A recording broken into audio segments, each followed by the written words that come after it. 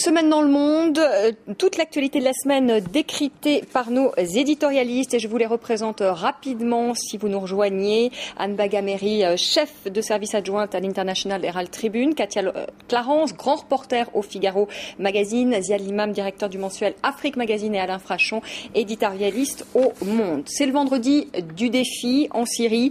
Malgré les tirs à balles réelles, les arrestations de masse, ils étaient encore nombreux à être descendus dans les rues du pays pour réclamer plus de liberté, pour réclamer la démocratie. Vous allez voir des images amateurs qui auraient été tournées à Idlib, dans le nord-ouest du pays. À Homs, des chars seraient entrés aujourd'hui dans la ville. Des personnes auraient été tuées, plusieurs personnes. On rappelle qu'il est toujours très difficile d'avoir des informations précises en provenance de Syrie.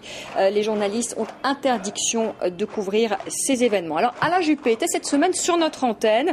Le chef de la diplomatie française estime que si le régime syrien poursuit sur la voie de la répression, il tombera. On écoute Alain Juppé. Il finira par être éliminé parce que tous ceux qui tirent au canon sur leur peuple n'ont pas d'avenir politique. J'en ai la conviction absolue. Je n'ai pas dit qu'il fallait laisser faire, puisque prendre des sanctions pour essayer de contraindre les responsables à changer d'attitude ou à partir, ça n'est pas laisser faire. Il doit cesser de réprimer son peuple. Il doit afficher immédiatement l'abandon de la violence. Sinon, le processus qui aboutira à son éviction me semble inéluctable. Voilà, Alain Juppé qui est interrogé par Roselyne Febvre. Alain Frachon, Alain Juppé dit que si le régime syrien poursuit dans cette voie, il tombera. Vous êtes d'accord avec ça ? Alors là, je ne me risquerais pas à faire des prédictions. Honnêtement, je ne sais pas. Écoutez, Alain Juppé nous fait des prédictions. Oui, non, mais je comprends ce qu'il veut dire. Il veut dire par là que, voilà, on est au 21e siècle, on est dans un siècle où l'information circule librement, à toute vitesse, enfin assez librement, on ne peut pas aller en Syrie, et voilà, et que, visiblement, il n'est pas du tout avec son temps, ni avec son peuple, pour autant qu'on puisse juger. C'est ça que dit le ministre. Bon, avec ça, alors maintenant, si vous voulez, si dans 10 ans, on se retrouve autour de la table et que Bachar el-Assad est toujours président de la Syrie, je vous dirais que c'est possible aussi. Oui, on ne sait pas, c'est possible. Ziad Limam, si le régime poursuit dans cette voie, il tombera ? Même chose, je ne suis pas divin. Moi, je crois qu'il y a pas mal de non-dits dans cette histoire. Le premier non-dit, c'est que, du point de vue occidental, il n'y a pas de solution de rechange évidente, et la Syrie, c'est pas un petit pays, c'est un pays stratégique sur le plan moyen-oriental, sur l'affaire libanaise, l'affaire israélienne, le processus de paix. Enfin, on peut en sortir la Turquie, l'Iran. Enfin, bref, ils sont quand même extrêmement centrales dans toute discussion, et on n'imagine pas ce qui pourrait être un après Baath, un après Bachar el-Assad, après la chute d'un régime. Donc, il y a à la fois cette tentative, je pense, plus ou moins dite, de pousser ce régime à être plus tolérable et d'aller vers un processus de transformation interne auquel moi je ne crois pas beaucoup, parce que comme tous les partis États, il y a toute une tranche du système qui est en absolue guerre civile presque. Anne Bagameri, on a le sentiment que si ça continue comme ça, la question qu'on se pose, c'est combien de temps les manifestants vont-ils encore pouvoir tenir ? Est-ce qu'on peut imaginer la même chose qui s'est passée en Iran, c'est-à-dire des gens qui descendent dans la rue, qui se font tuer, et puis du jour au lendemain, on n'en entend plus parler, la contestation est étouffée. On peut tout imaginer, tout est possible. C'est combien de temps vont-ils encore pouvoir tenir ? C'est quand même la question qu'on se pose. C'est une excellente question, et quand j'entends les paroles du président Assad, quand je vois les manifestations, quand je regarde la situation en Syrie, je ne pense pas à un autre pays du Moyen-Orient, je pense à la Chine. C'est un peu la même chose. J'entends M. Juppé qui dit un régime qui tire sur ses propres citoyens. Je pense à Tiananmen. Et dites-moi comment va la régime chinoise. Est-ce que ça répond à la pression internationale? Est-ce que l'économie marche plus mal pour autant? Est-ce que la pression extérieure a quelque effet que ce soit sur la politique intérieure de la Chine? C'est ça qui m'inquiète un peu sur la Syrie.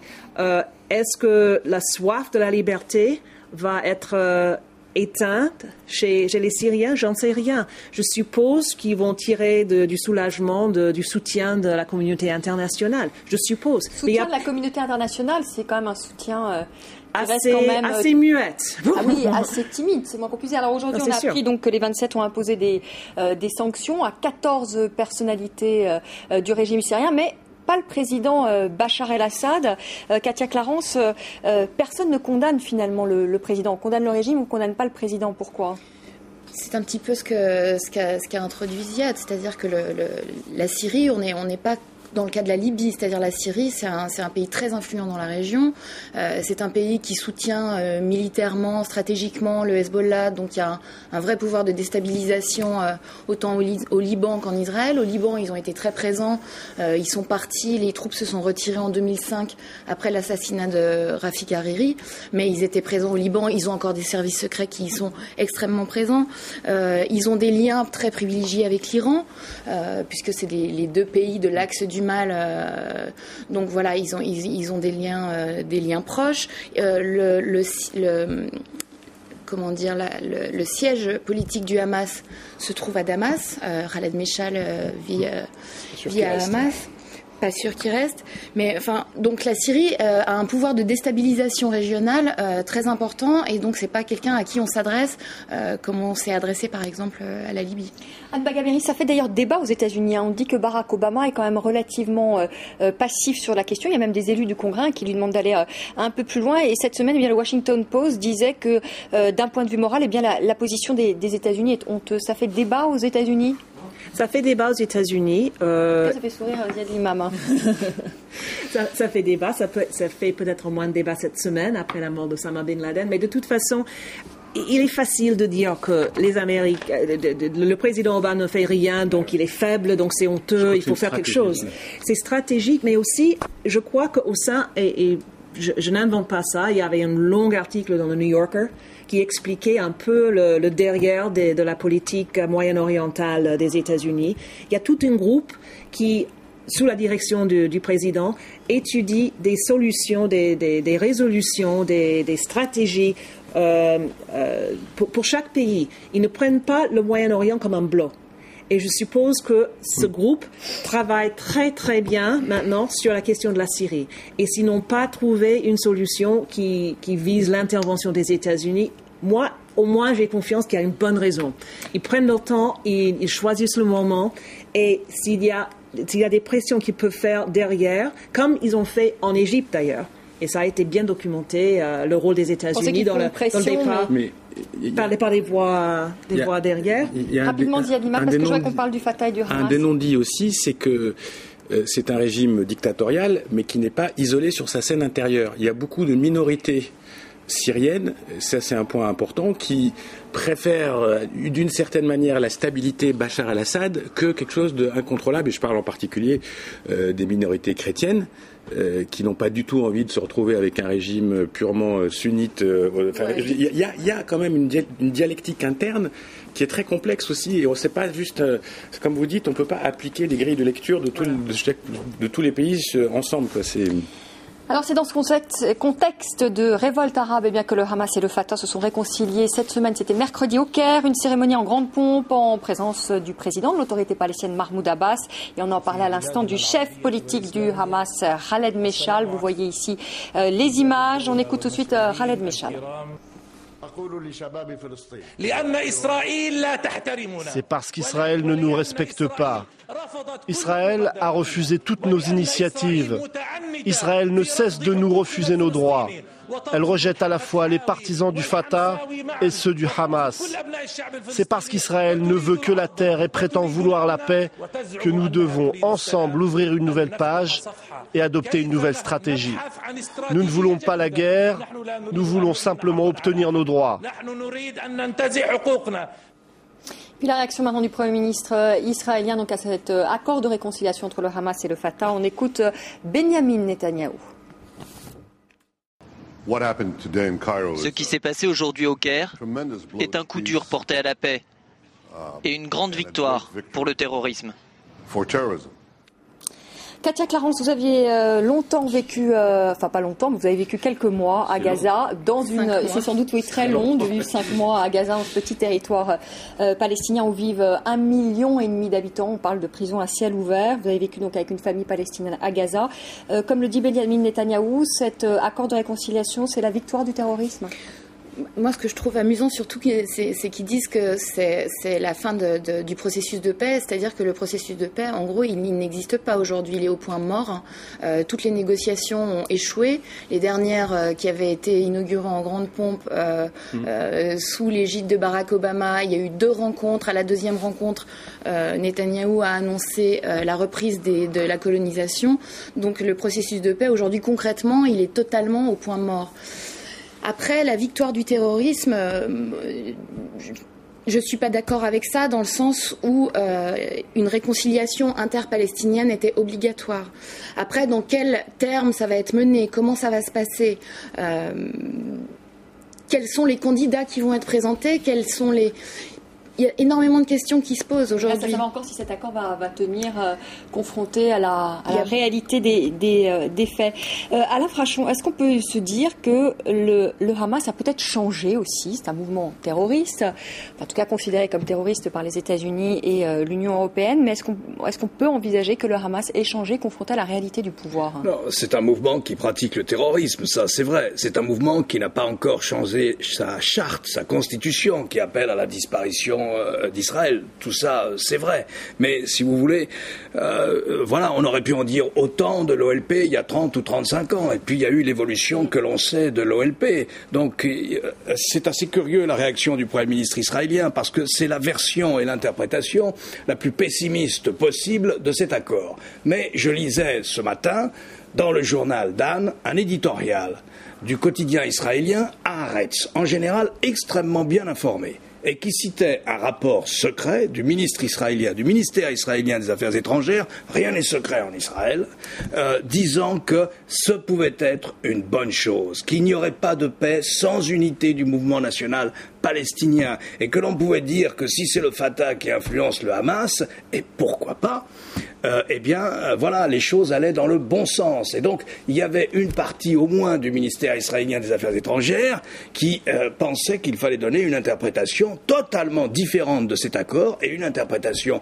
optimiste de ce qui s'est passé entre les Palestiniens. Maintenant, la prudence impose de dire que l'accord, il n'est pas encore conclu. Il y a une déclaration d'unité qui est conclue. Quand on va rentrer dans les détails, ça va être plus difficile. Oui, parce qu'il y a de nombreuses questions qui se posent, notamment sur la sécurité, qui va négocier avec Israël. Enfin, il y a de nombreuses questions en suspens. Je pense que ça souligne quand même l'absolue impasse dans laquelle se retrouve le camp de l'ultra-droite en Israël. C'est-à-dire qu'ils sont obligés de se raccrocher à cet accord, qui n'est pas d'ailleurs définitif, comme vous dites, pour ne pas être humiliés à l'Assemblée générale des Nations unies au mois de septembre. Donc ils sont dans l'impasse. La deuxième chose, c'est que ce qui se passe parmi les Palestiniens ne peut pas être déconnecté de ce qui se passe un peu partout dans le monde arabe. Je pense qu'il y a une aspiration profonde des Palestiniens qui ne sont pas dans les hiérarchies politiques, mais dans le peuple palestinien, que ce soit à Gaza, que ce soit en Cisjordanie, il y a une aspiration profonde au changement, à des choses tangibles, à des résultats, à des élections, etc. Et la troisième chose, c'est que tout l'environnement a bougé. Les amis d'Israël, la Jordanie est paralysée, l'Égypte est en plein changement, ils vont ouvrir Rafah. Enfin, je ne sais pas si on imagine ce que ça veut dire. Rafah, c'est la frontière, le poste frontière qui était fermé. Je ne sais pas si on imagine ce que ça veut dire d'ouvrir Rafah. Ça veut dire que toute la situation de Gaza va changer. Et de l'autre côté, en Israël, on a une espèce d'immobilisme stupéfait. C'est-à-dire, tout bouge depuis 3 mois. Ça ne correspond plus aux grilles de lecture, ça ne correspond plus à nos copains Moubarak, le roi de Jordanie et tous ces gens-là. Ils sont paumés. Et ils sont dirigés par des types qui ne veulent rien lâcher. Donc, c'est une situation que je trouve particulièrement explosive. Mais non, et en parlant des choses qui bougent, bien évidemment, s'il y a des éléments dans les ministères israéliens qui acceptent une réconciliation palestinienne et qui voient une autre manière de voir les choses, c'est rassurant. Quand on parle des amis de l'Israël qui bougent, je mettrai en tête à la liste les États-Unis, où il y a beaucoup de divergences d'opinion sur la politique menée par le gouvernement Netanyahou. Et quand M. Netanyahou parle d'une victoire pour le terrorisme, n'oubliez jamais que le Likoud, c'est une partie politique qui a été fondée à base d'un groupe terroriste qui s'appelle l'Irgun. Et alors, quand il parle du terrorisme, il sait parfaitement de quoi il parle. Non, je vois qu'effectivement, le gouvernement en Israël doit faire quelque chose, doit bouger. Et c'est la pression de l'extérieur qui, effectivement, va le faire. Moi, je pense qu'ils ne s'en sortiront que par une remise en cause électorale aussi à un moment. Parce que c'est pas possible. Comment on peut faire la paix avec, comment il s'appelle, Avigdor Lieberman. Enfin, c'est terrible, quoi. Et moi, je comprends d'une certaine manière les Palestiniens qui disent, nous, on trace. De toute façon, toutes les autres voies ont été fermées. Je sais pas si parce que finalement, ce qu'il faut dire, c'est que le président de l'autorité palestinienne, Mahmoud Abbas, était un homme acculé. Lui, il est plus légitime depuis 1 an et demi ou 2, donc il a vraiment. Il avait même envisagé de démissionner à un moment. Il a vraiment besoin d'élections. Et d'ailleurs, s'ils arrivent à faire des élections, ça va leur donner une force politique sur la scène par rapport aux Israéliens qui est quand même non négligeable. Katia. Aujourd'hui, ils ont besoin l'un de l'autre. C'est-à-dire que Abbas, effectivement, est un peu délégitimé. Pour le Hamas, c'est pareil à Gaza. C'est-à-dire que le Hamas est pris entre le marteau et l'enclume. C'est-à-dire que d'un côté, ils sont obligés de restreindre les groupes djihadistes beaucoup plus virulents qu'eux, et il y en a de nombreux, le djihad islamique et des groupes salafistes qui commencent à prendre un peu de puissance à Gaza. Ils se sont illustrés récemment en assassinant Vittorio Arrigoni, qui était un pacifiste italien. Donc ça montre que c'est des gens qui sont actifs. Donc le Hamas, aujourd'hui, il est là, il doit protéger la frontière contre ces gens-là. En échange, il est traité de collaborateur d'Israël. Et la plupart, les gens les plus extrêmes du mouvement sont en train de partir pour rejoindre justement les mouvements plus radicaux. Donc aujourd'hui, le Hamas a besoin de faire la paix, le Fatah a besoin de faire la paix. Il y a ce qui va se passer en septembre à l'ONU. Est-ce qu'on peut envisager la reconnaissance d'un État palestinien à l'ONU en septembre ? Oui, je pense. Écoutez, il y aura une déclaration symbolique à l'Assemblée générale des Nations Unies. Il y aura à peu près 120 pays. Mais alors, je crois que pour une reconnaissance véritable, il faut qu'il y ait une majorité qualifiée, l'intervention du Conseil de sécurité. Donc, je pense que ça a plus une valeur politique que symbolique. Mais oui, il y aura 120 ou 100. Enfin, certainement, il y aura une valeur politique très forte. Il y aura 120 pays qui vont approuver, qui vont considérer qu'il y a un État palestinien indépendant. Vous remarquerez que la France réserve son jugement. Elle n'a pas dit au Premier ministre israélien « nous ne voterons pas ce texte ». Elle ne l'a pas dit. Mais il met d'ailleurs la pression, Nicolas Sarkozy lui a mis la pression à Benyamin Netanyahou. Il lui a dit soit on reprend les pourparlers de paix et on reprend les négociations, soit on va à l'ONU en septembre. Mais même chose de la part de Mme Clinton. Elle n'a pas dit, alors si vous voulez, et Nicolas Sarkozy et Hillary Clinton représentent des pays qui considèrent que le Hamas est un mouvement terroriste. Mais ni l'un, ni l'une, ni l'autre n'ont dit que c'était une mauvaise chose, cet accord interpalestinien. Ils ne l'ont pas dit. Je crois que Netanyahou a exaspéré ses partenaires. Il a été 2 fois Premier ministre quand même, donc les gens le connaissent bien. Et dans les 2 périodes, il n'a jamais rien donné. Donc ça, on sait que c'est le personnage fonctionne comme ça aussi. Donc c'est pas...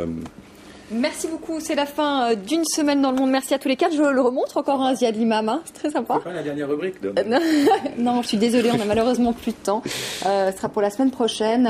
Afrique Magazine, hors série, donc business. Voilà, 1000 merci à tous les 4. C'est la fin d'une semaine dans le monde.